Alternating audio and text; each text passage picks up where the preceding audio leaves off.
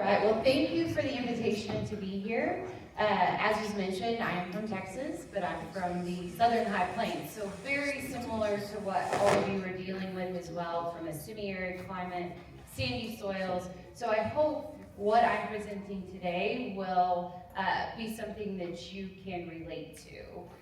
So I was asked to talk about soil carbon, soil health, and what to assess and how to interpret that. So I'm going to go through, very similar to what you just heard, some background information. To me, it's very important that we understand what carbon is and the carbon cycle. So we heard a lot about cover cropping and what that does to the overall soil health, but I'm going to talk a little bit about the carbon cycling and the dynamics that go into the cycle of carbon once organic material is added to the soil.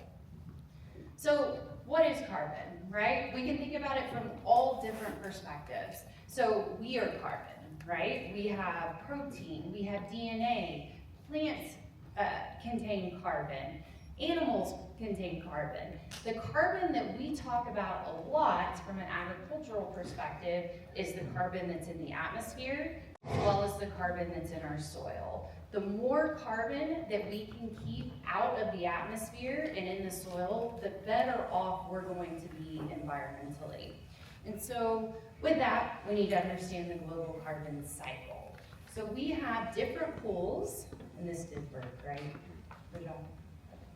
So we have different pools of carbon. We have our atmospheric carbon. This is where CO2 and methane are going to be stored. We have our biosphere. This is that cycling of carbon through living systems. We have carbon in our oceans, in our lakes, all of our water systems. And we also have carbon that's stored deep in the earth, not just in the top few inches that's been talked about, but we have carbon, oil. Oil is a carbon source, right? So that is another source or pool of carbon.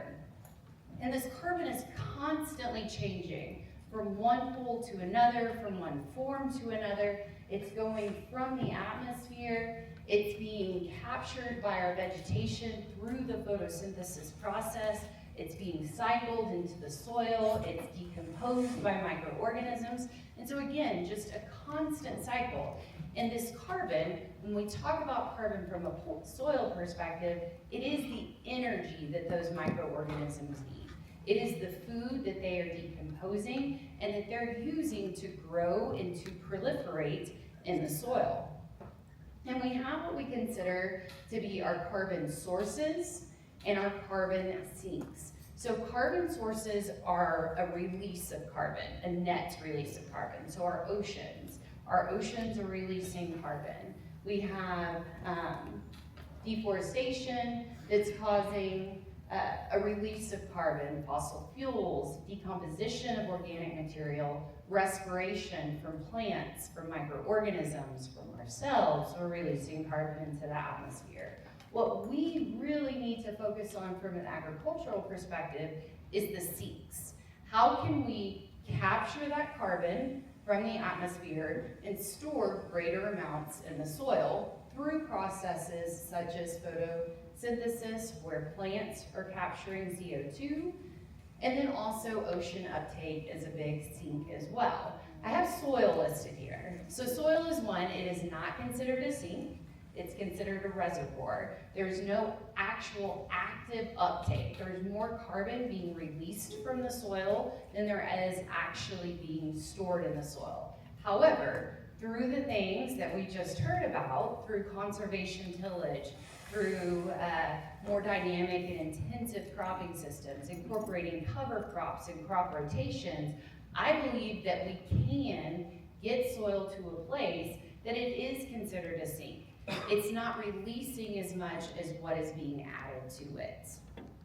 And there is some preliminary data that's being collected. So this is monthly CO2 data, atmospheric CO2 data that is collected at the Mauna Loa Observatory in Hawaii. And it shows not only the annual fluctuations that we see, but also how we have seen a steady increase in atmospheric CO2 concentrations. So that is real. CO2 in the atmosphere is definitely increasing. What is causing that is still somewhat under debate. But I think what our goal should be is to try to reduce that increase. If we look at the data that is being collected, the sources total up to being 220 gigatons of carbon added to the atmosphere annually. And then we have our sinks that are capturing nearly 213 gigatons of carbon to the atmosphere. True mom today, I'm sorry. Yeah, that was the only option. She starts pre-K in about 2 weeks, so she just had to come with mom on this trip.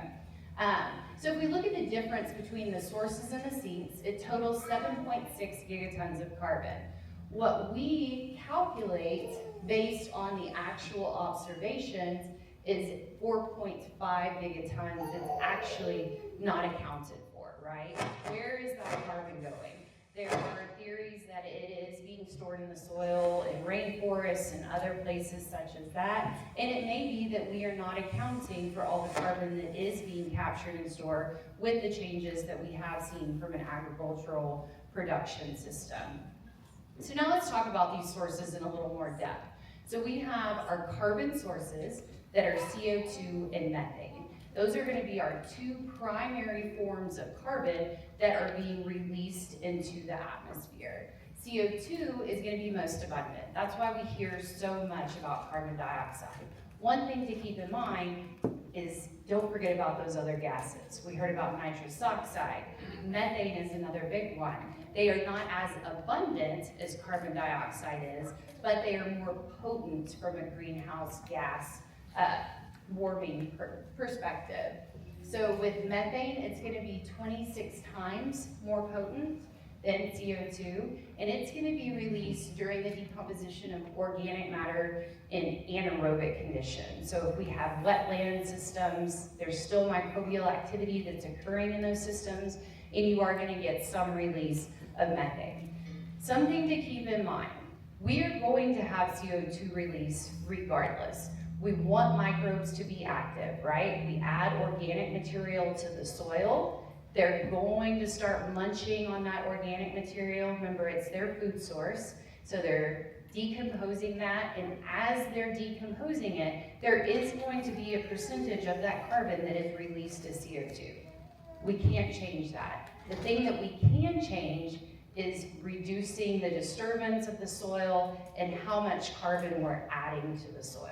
So we want to have a net gain to the soil. We want to be capturing more carbon through photosynthesis processes or the addition of organic material sources like compost, manure, biochar. We want to be adding more than that is actually being released.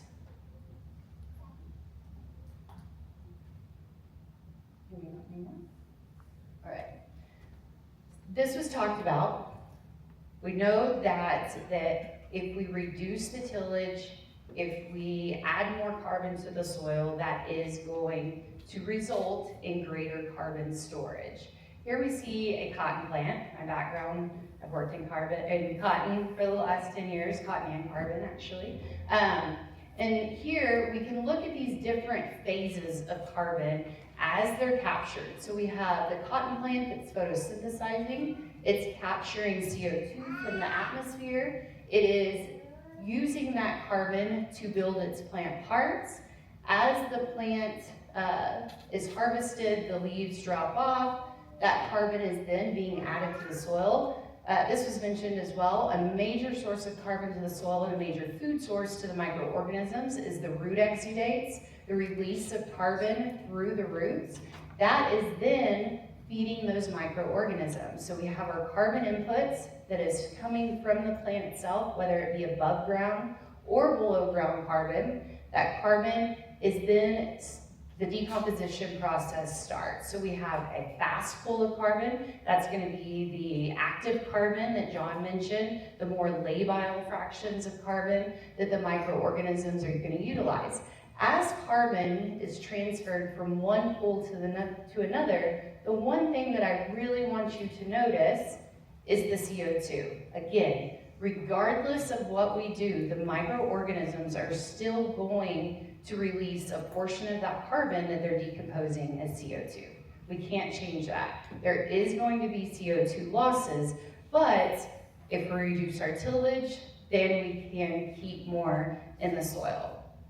So remember, in my title, it was measuring carbon. And that's when it gets really tricky. We heard about organic matter. That's one way that we can estimate soil organic carbon. But there's many different methodologies that go into actually measuring organic carbon. The one thing that I can say to you is be consistent.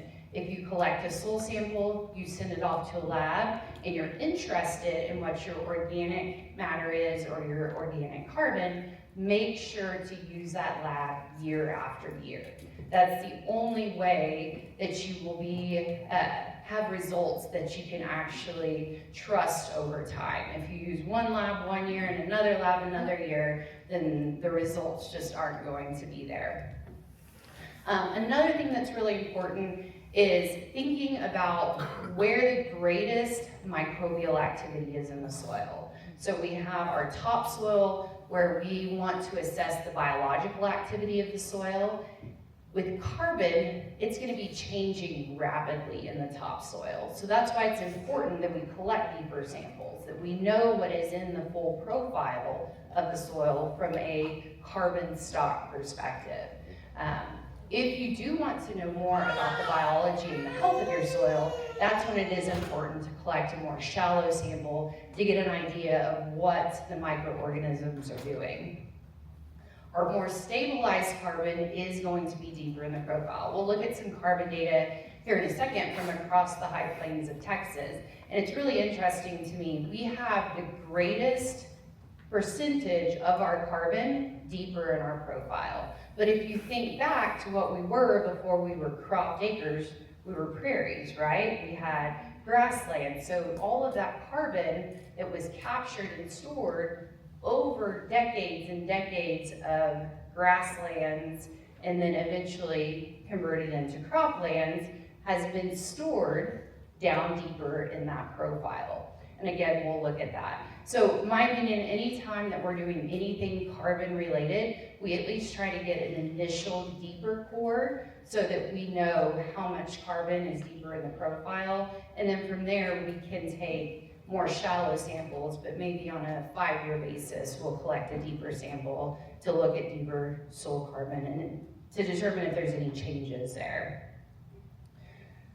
I think I covered all that. All right, so let's get into some of the actual data. So as I mentioned, I'm located in Texas, Southern High Plains. What is nice about that is I think it's very comparable to you guys. We get, on a good year, maybe 16 inches of rainfall annually, very sandy soils, and we'll work through several different locations here. So we work obviously in Lubbock, that's where the AgriLife Research Center is, but then we have locations that are north of Lubbock as well as south of Lubbock. The nice thing about these is we have a soil gradient. So starting up further north, we're more clayey in nature, maybe 35 to 40% clay in those soils. And then as we move south, we become much sandier, 80 to 85% sand in the majority of the soils as we move south. Texture is key when it comes to soil organic carbon. If you have a sandier soil, you have less potential to store carbon long term. It's the inherent characteristics of that soil that make it less able to store it. Not necessarily capture it, right? Because we can still grow a crop, we can add biochar, we can add organic material sources, but it just doesn't have the inherent properties of a clay soil to actually protect it. So we'll start up north at our halfway location. This site was established in 2013, and what we have here is we have a continuous cotton system with conventional tillage. We have the same continuous cotton system, but with a cover crop as well as with reduced tillage. And then we have a cotton wheat rotation. So this would be a system that's more intensified compared to our traditional continuous cotton system. We're adding a crop into that system that's going to add a greater amount of biomass. And again, remember, this is our more clay system. So 30% clay, 50% silt, and 20% sand. We'll jump right into the data. First, I'll describe it. So here we have organic carbon in tons per acre. The different colored components of the bar indicate the depth that the sample was collected. So we have 0 to 6 inches at the top, 6 to 12, 12 to 24, and 24 to 36 inches. And then we have our different systems. In addition to having those cropping systems, we also have irrigation capacity. So we have a system that we consider more or less our base irrigation, and then we have greater irrigation and less irrigation. The less irrigation, we may get 2 to 3 inches a year, pretty much to get the crop established, and then it's rain bed following that. So this wasn't, I don't know if this was explained earlier, I may have missed it, but anywhere you see different letters means that there was a statistical difference. Meaning that if we did this research again, that there is a 95% chance that we're gonna see these results again. So on this figure, we have our cotton wheat rotation that is resulting in the greatest carbon, but look at where that carbon is. It's deeper in that profile. If we would have just gone out and collected a 0 to 6 inch sample, we would have missed the effects that that system was having on the organic carbon that's being captured and stored. These samples were collected in 2020. Remember, the system was established in 2013, so this is 7 years after these treatments had been in place. So it took 7 years for us to get to the point that we were actually starting to see differences. When we start talking about organic carbon, these are not quick changes. When we talk about soil health parameters, those may be things that we can see more immediately. Active carbon, microbial respiration, and we'll get to some of that here in a second, but organic carbon takes time.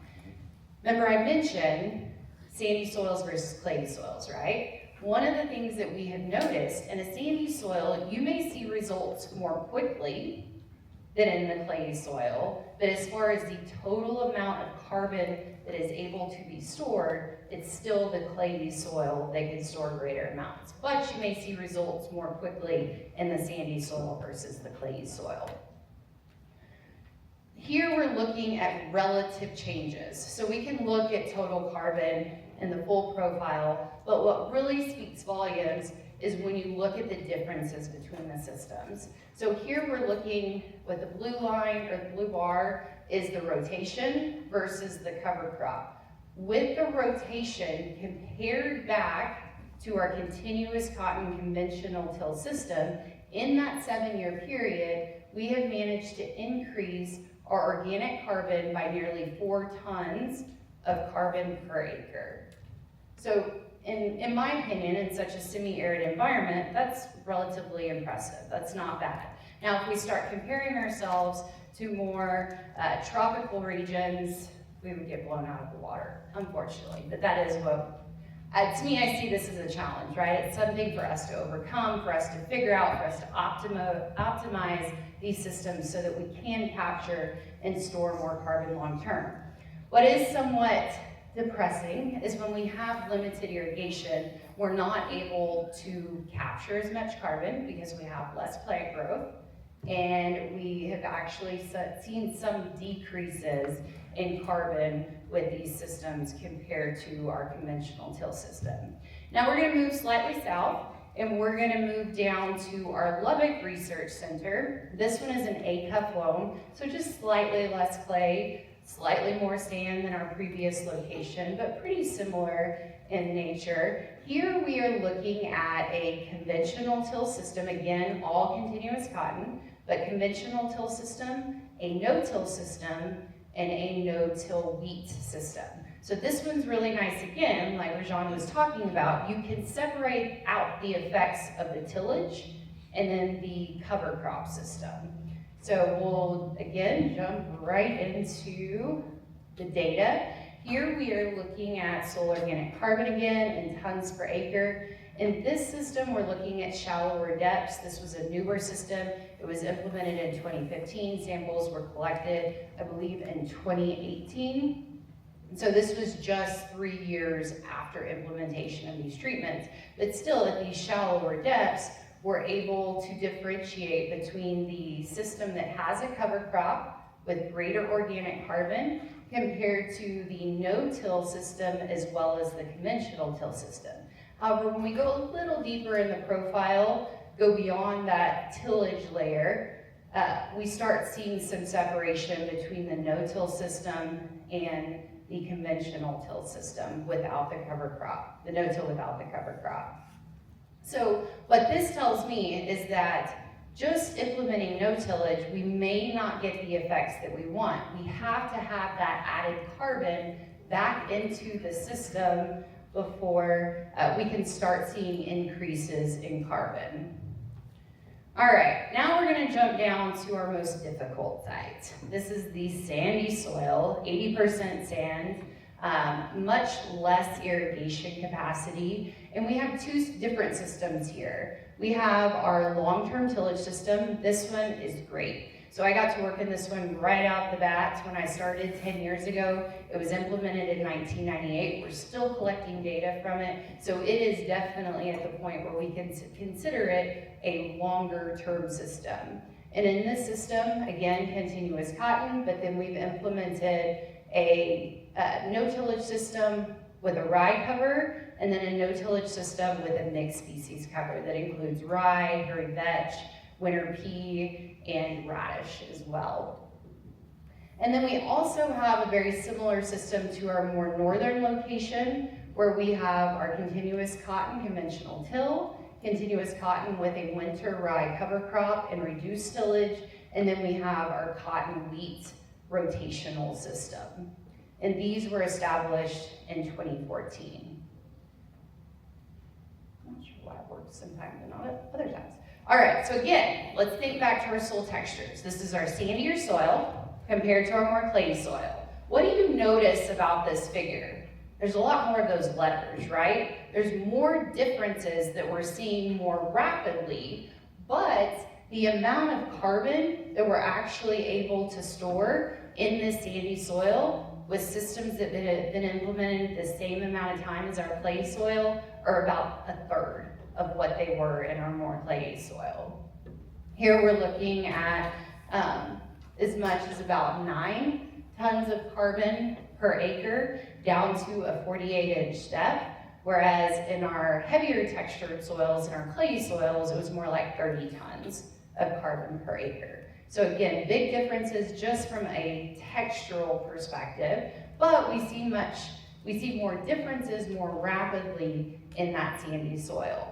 In this system, where we're seeing the greatest amount of carbon sequestration, carbon capture and carbon storage is going to be with our cover crop system compared to our rotational system, and then more of our business as usual conventional tillage system. And then if we jump over to the relative differences, we can see that very clearly. With the cover crop system, we've increased our organic carbon down to a 48-inch depth in that 7-year period by nearly 3 tons per acre. So again, less than that clayey soil was. And then with our rotation, it's about 1.5 tons of carbon per acre in that 7-year period. Very similar results to our clay soil, where we had less irrigation capacity, there wasn't a relative increase in organic carbon in those systems. All right, so the long-term site, this one again was established in 1998 with the conventional tillage system and the no-tillage rye cover system. In 2014, we came in and we implemented the mixed species cover system into what was previously the rye. So we wanted to see the additional benefits that we could get by incorporating the mixed species cover into the system. And as I mentioned, it's rye, winter pea, hairy vetch, and radish. I have a graduate, well, he's not my graduate student anymore, he's actually a colleague now, but he joked that we either have a rye system or a really expensive rye system. It seemed like in our environment, in a cotton production system, we're harvesting cotton in November, we're drilling our cover crop just as quickly as we possibly can, but we just can't get the radishes and the hairy vetch and their winter pea to get established and really start growing before we have our first hard freeze. It seems like they start growing about the time that we need to terminate them. So that's why we have a rye and a really expensive rye cover crop. But we do see some differences. So if we look, because we will have some of the winter pea that starts coming up. I'm not sure how much nodulation we're actually getting, but it's there. It's just in very small percentages compared to what the rye is. Definitely not the percentage that it's seeded at. So with this system, we went out in 2018, so would have been 20 years after the establishment of the rye and the conventional till system, working with NRCS, and we collected samples down to a 40-inch depth. And in addition to our systems, we wanted to compare it to a native rangeland. So we found a location that was about 60 miles from our location, still pretty similar rainfall patterns, but it was an Amarillo series, just like our systems that we were looking at, very similar sand percentages, and so we felt like it was a good comparison. And according to the NRCS records, which went back 80 years, it had never been plowed. So it's possible that it had been even longer than that 80-year period. But we wanted to use that as a comparison. Where can we get to through our systems if we're comparing to this native rangeland site? And when we look at organic carbon, definitely more organic carbon in the total profile, but where we really get that difference is deeper. Remember, I talked about how we used to be grasslands, prairies, and that is the residual effect of that. Deeper carbon that is in greater concentrations. Because if you look at the surface, we really don't see much of a difference between the native site and our more intensively managed cotton production systems where we're incorporating a cover crop. Now, if we compare any three of our more conservation type systems back to our conventional till system, more carbon, not only total carbon, but also carbon in the surface as well as deeper in the profile. So definitely improvements there from a carbon capture and storage perspective.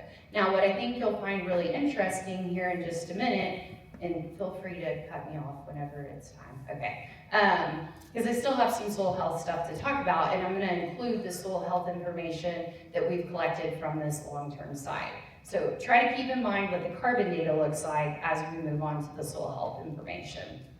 So some basic summary points related to organic carbon and what we have observed across the southern portion of the High Plains. Conservation practices are going to result in different results regarding your soil texture, your rainfall, your irrigation capacity. Certain things are going to work better from a carbon capture and storage perspective, depending on what those environmental factors are.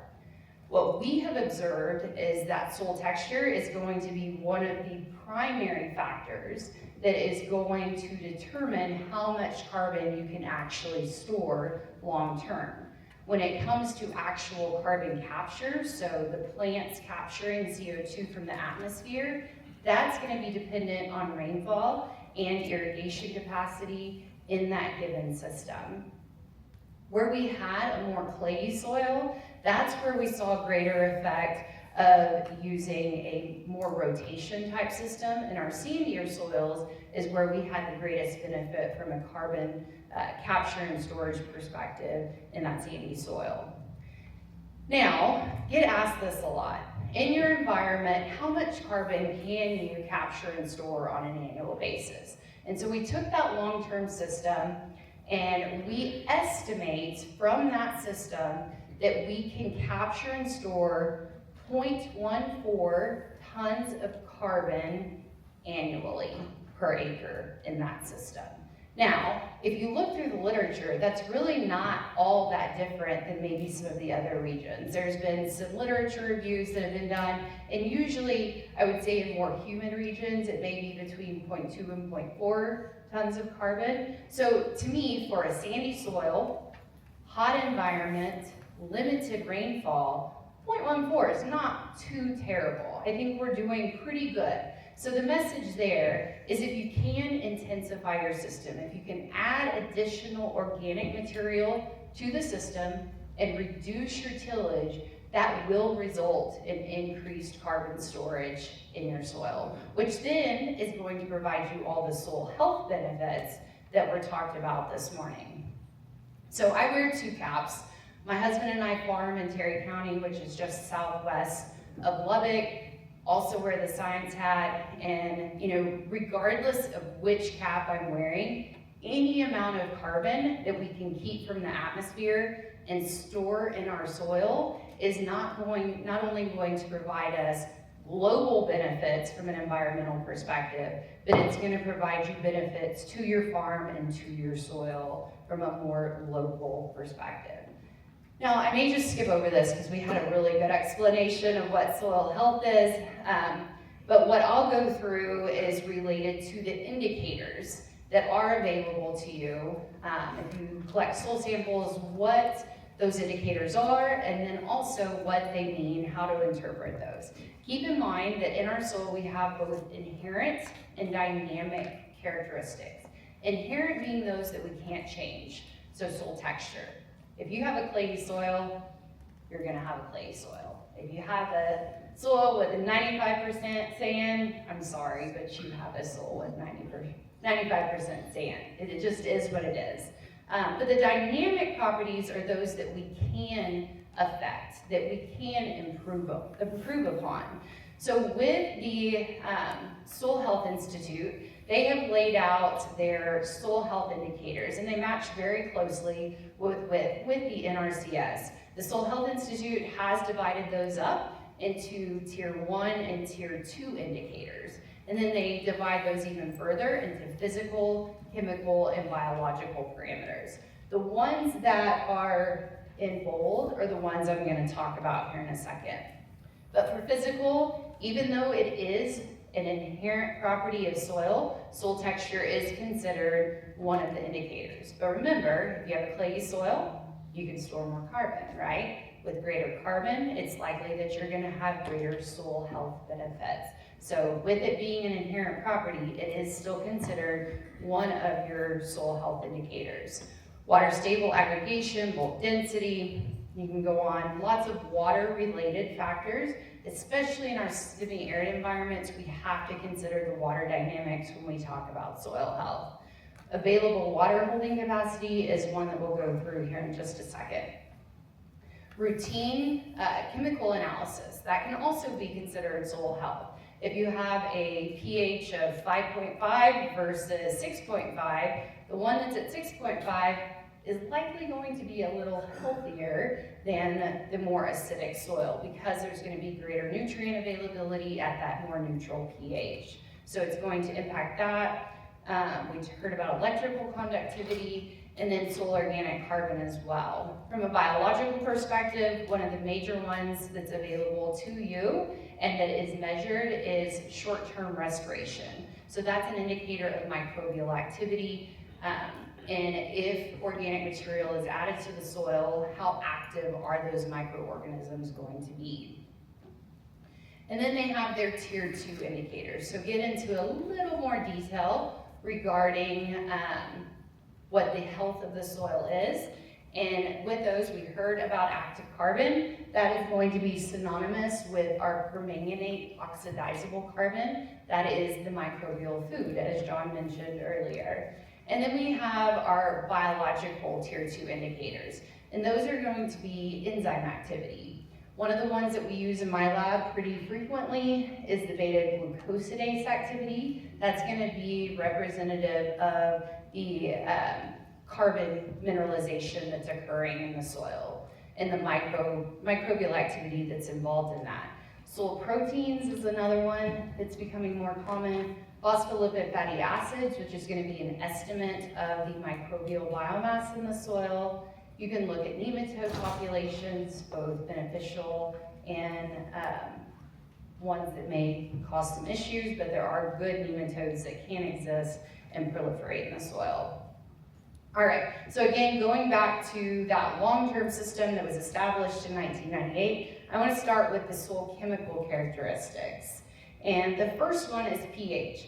To me, pH is probably one of the most important things that we can look at when it comes to the chemical characteristics of the soil.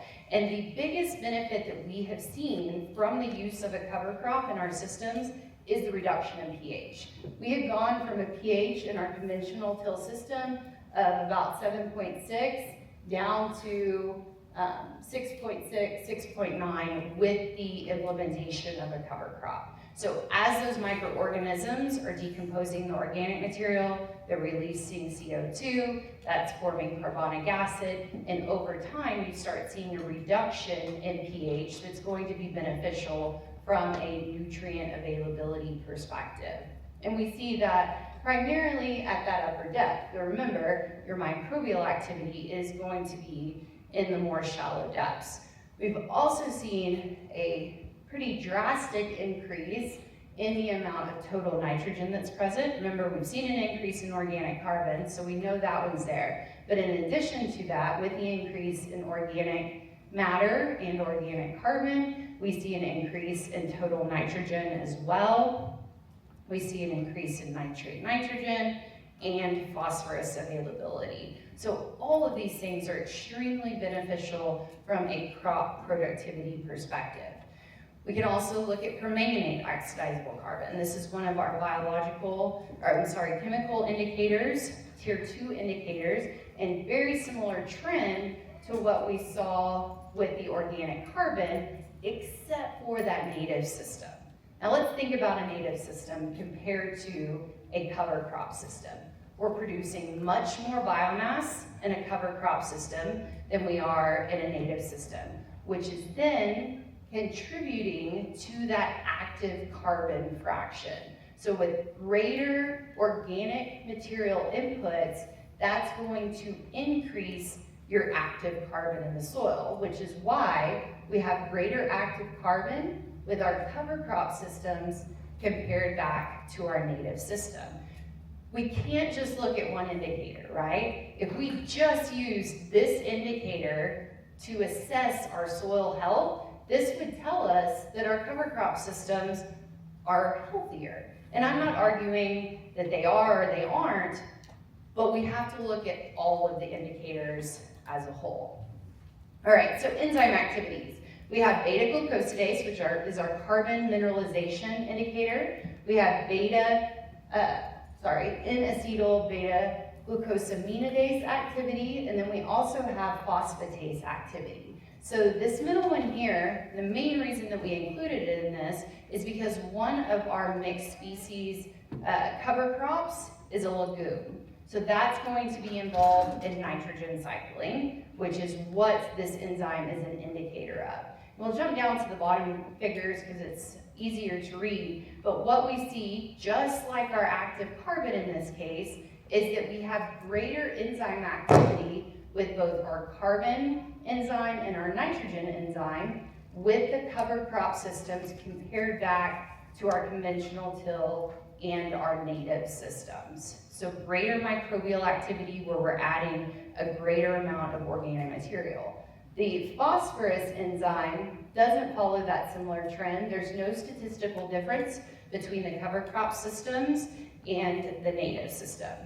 We can also look at microbial communities. I mentioned phospholipid fatty acids, which is something that you can have tested in your soils when you send those off to an outside lab.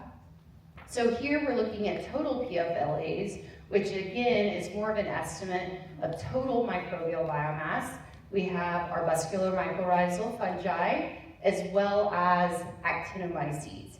And these are the ones we selected because you are seeing some differences here. With our total PLFAs, we have similar microbial biomass between our native system and our cover crop system, but all three of those are greater than our conventional till system. With our arbuscular mycorrhiza fungi, we have greater fungi where we have a rye cover crop compared to the native system and the conventional till system. And then with our actinomycetes, really no difference regardless of the conservation system that we're using. Now, this is great. We have seen benefits from a soil health perspective.